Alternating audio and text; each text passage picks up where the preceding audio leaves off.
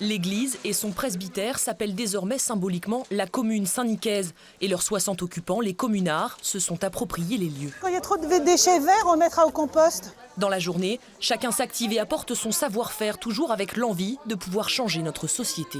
Si on veut bloquer l'économie et bloquer les hypermarchés, par exemple, il faudra bien se nourrir. Si on fait 7 mètres carrés de tour de pommes de terre, on peut aller jusqu'à 600 kilos de pommes de terre.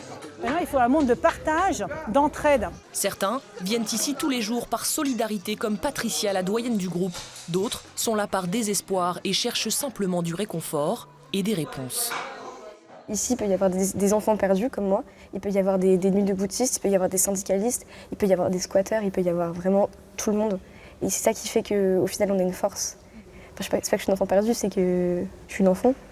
Oui, je suis un peu perdue, parce que c'est un peu dur de prendre ses repères dans un monde comme ça.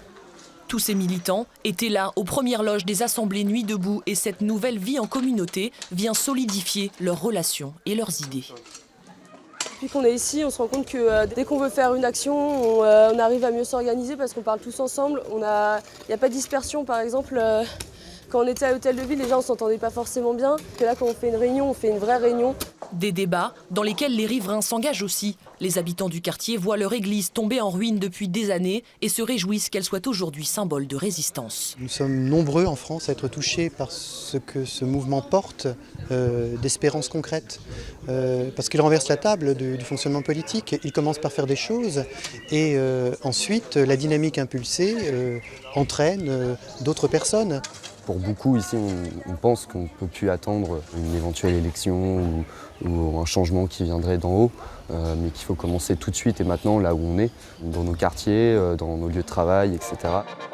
Alors, à la tombée de la nuit, quelques réflexions s'amorcent. Le thème du jour, la désobéissance civile ou comment organiser une manifestation pacifiste. C'est quelque chose qui se calcule justement pour ne pas faire de faux pas, pour bien toujours défendre les valeurs qu'on porte.